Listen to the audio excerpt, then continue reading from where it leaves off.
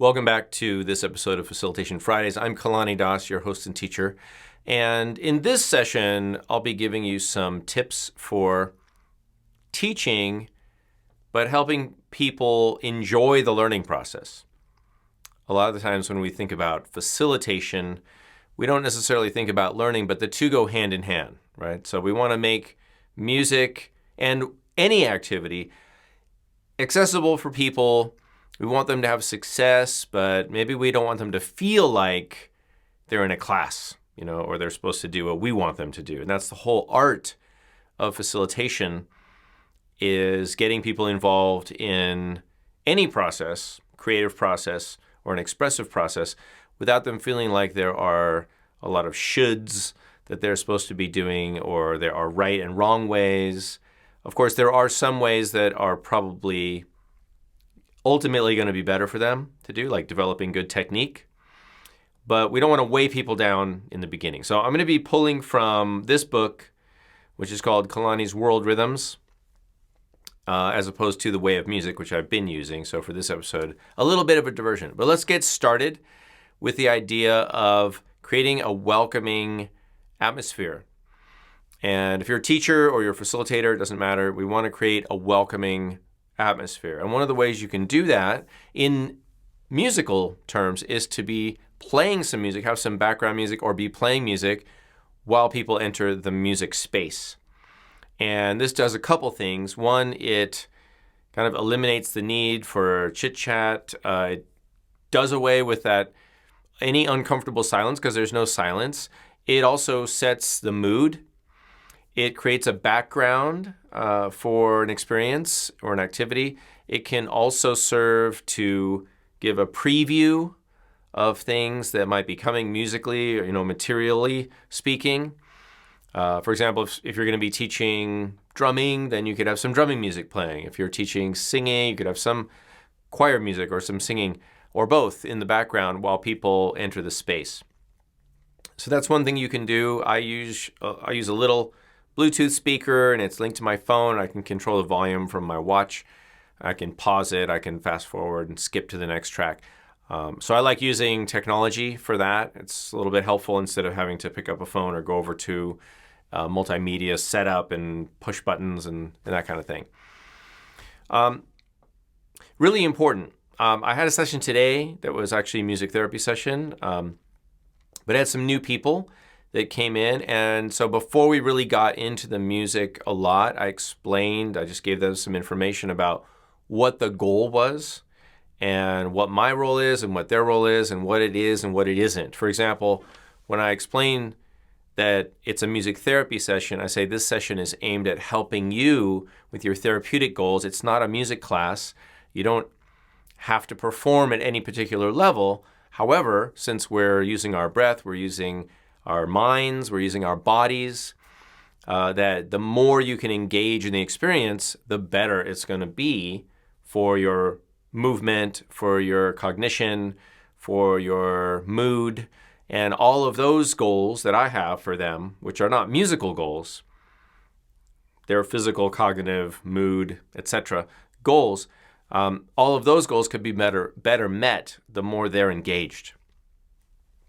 So I kind of explain why we're there and what I'm doing and what my goal for them is, but I also do that in a way that hopefully helps them feel safe, in as much as it's not going to be a judgmental atmosphere. It's not a class.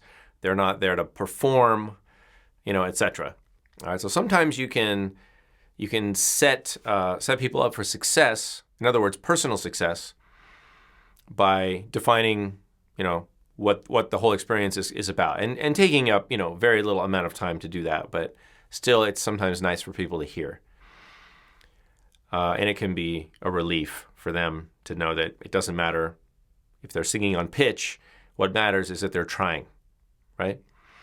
Another thing you can do that I think helps people ease into the experience is start with our native instruments first, our innate instruments, which is our voices and our bodies. So I'll often just play some music and ask people to start moving to the music. Maybe breathing, sighing out, maybe singing along, towards the end or in addition to moving. But I really feel like in some ways we've put the cart before the horse in terms of easing people into a musical experience. For example, in a lot of the drum circle culture or drum circle teaching, the idea is run over and sit down at a drum and start playing. And then we seek to shape, the music over time. It's kind of like starting with chaos and no information and then trying to organize things as you go. And what happens is that often, if there's a lot of people especially, because people don't really know what the goal is or what they're doing, or they just know they're making sound, the facilitator has to use some very heavy-handed techniques like conducting, which is very controlling, right? Telling people to stop and start and speed up and slow down and play loud and play soft.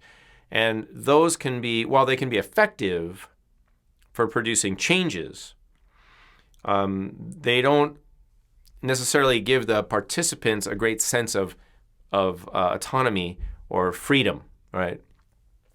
It's a little bit like if you wanted to go play in the snow and you just immediately start with, hey, let's all jump on the toboggan and we'll just start going down the mountain. And then we'll figure out how to steer and slow down on the way down. All right, it's a little bit like that. Instead of what I would suggest to you, even if you are doing a drum circle or something like that, but this would certainly count for any kind of musical experience, is instead of throwing people on a toboggan and shoving them down the hill, why not just show up on the mountain and say, hey, everybody, look at the snow. Go check it out. And just let people kind of explore a little bit and find their bearings. And then you can gradually start to introduce elements like, oh, this is a saucer, and you can sit on it and slide down the snow. Let's try that, Then let's talk about the toboggan, how to sit on it. And you can do all this quickly, but if you, give people some steps to get there, then you don't have to deal with managing chaos. It's a progressive, elemental, building block approach where you just help people gradually, and then they do it on their own with some guidance. So you can think about that. So in a drumming situation, that might look like, introducing people to the instruments, letting them touch and hold it, making some sounds. What I like to do is model playing. For example, while people are moving, and I did this today, while people are moving to the music, the backing tracks, I'm playing some songs, then I might play along, and I did. I picked up a shaker, and I played a lot of the song with a shaker. And I also pointed out what I was doing, how I was holding it, etc. And then at halfway through the song, I start giving them shakers. So they've already seen me doing it. That's called modeling. So what we call modeling is when you do something that you hopefully would encourage your participants to do. It's not a lesson. It's just doing it. Just launching into you do it. They see you do it. They learn, because we learn through imitation mostly. So they see you doing it. You can give them a little bit of tips and instruction. And then it's like, oh, okay, I'm going to pass some shakers around. Take one that you like, and let's try this together. All right, same thing with the drumming. So then while they're shaking, you do another song, they're shaking along, and then while they're shaking, you're drumming. And you can model how to play the drum. All right, this is a really effective technique that doesn't take much time. It doesn't take away from the music making experience. You can do it in the music making experience, but you're showing people what to do in a kind of subtle way while they're doing other things that are fun and gratifying for them. All right, hope that makes sense. Another thing that you can do is what we call scaffolding, or teaching in little bits where you're building up from a basic level and adding complexity and adding material over time, gradually as people have success. So if your goal is to teach a song, you might want to think about the elements of a song. Any song that we sing has, of course, words. So there's the poetry, the lyrics. There's melody, Even if it's one note, still melody, So usually there's several notes. So there's the melody of the song. There's the rhythm of the song. The syllables, where do they fall on the beats? How do we phrase it when we're singing? Then often there's form. So how do the larger chunks of the song fit together over time? There's some simple forms like AABA or ABA or ABCBA and all kinds of different forms. You can look up song forms or musical forms if you're not familiar with that concept. But the point is there's different elements of the music that we're working with. So you can break those apart. You can do this with rhythms too, with drumming rhythms or anything, any kind of piece of music. You can break it down into what we call its elements, its elemental components. So again, you might not introduce a song. I mean, you could sing a song and then you could say, now we're going to learn the song, but let's just learn the words as a poem, and you could act it out. That helps people learn the song. You could tell a story about the lyrics, bring them into the experience a little bit more. Then you could, forget about the lyrics. Let's learn the melody and repeat the melody a bunch of times. And as you do that, you can also take the beginning, just the first part, and repeat it. And then the second part, and then repeat it. Once they've got those two parts, then put them together, right? So you build it up over time. Or you could focus on the rhythm even after that, or instead of the melody, maybe you focus on the rhythm. Tap it out on your body or vocalize the rhythm in some way.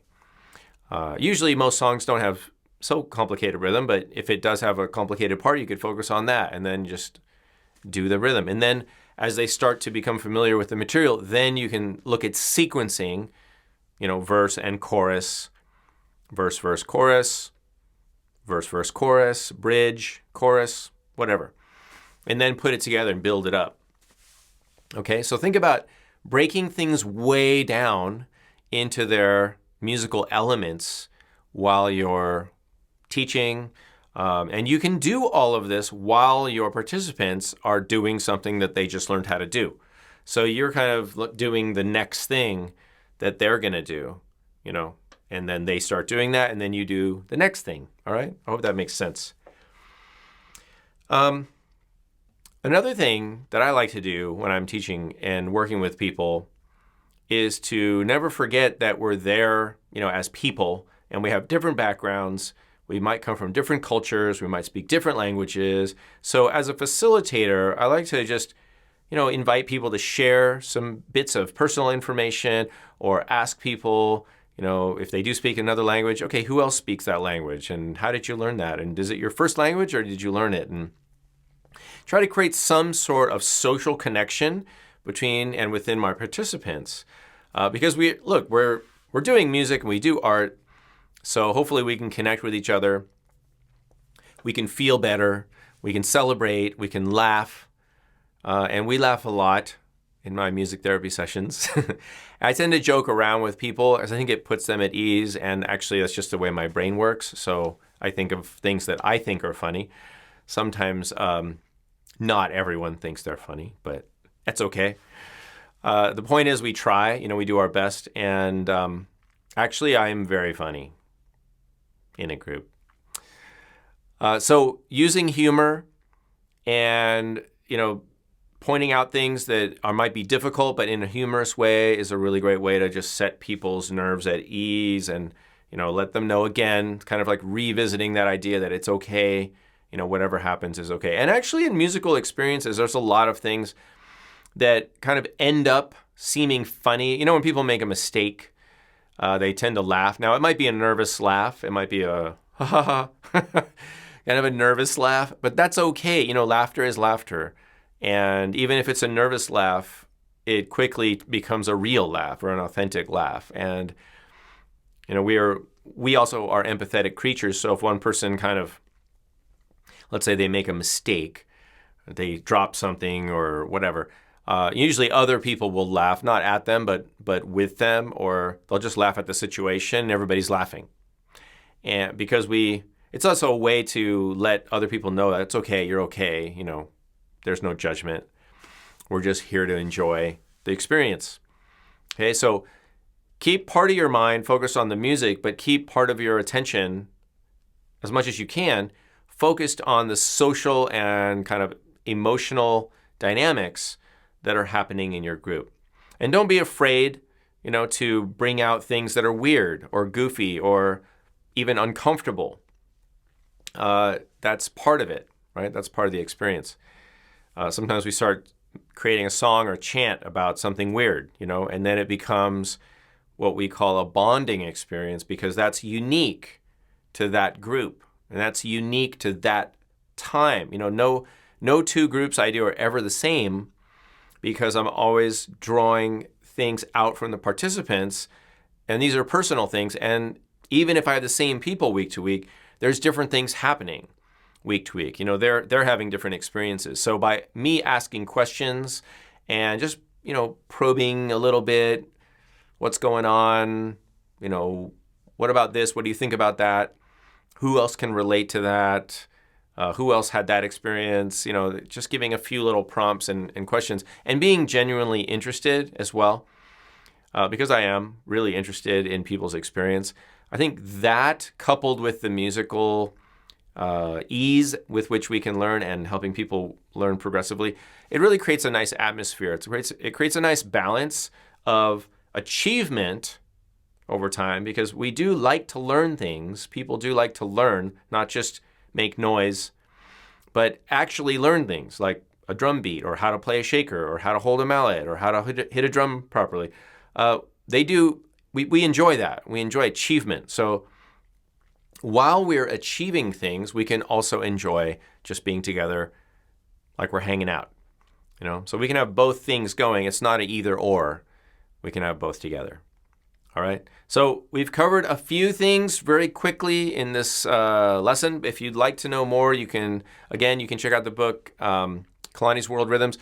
Also, this series, the Facilitation Friday series, has largely been based on this book, which is called The Way of Music, Creating Sound Connections in Music Therapy. You can get both of these, I believe, on Amazon. I'm pretty sure you can get both of them on Amazon, but check your local music dealers. And if you have trouble with those, leave a question below and I'll do my best to answer it. Leave your comments with regard to what you do to facilitate music learning, musical enjoyment, social connection, and some of the other things that I've talked about in this lesson. If you have more questions for me and you'd like to study with me, or you have requests for future episodes, go to patreon.com/Kalani, become a patron of World Drum Club, and then you can message me through the website over there. In the meantime, check out some of our World Drum Club swag and gear below this video. Give us a thumbs up if you like it, subscribe to the channel, and I'll see you guys in a very near future episode. Thanks for watching.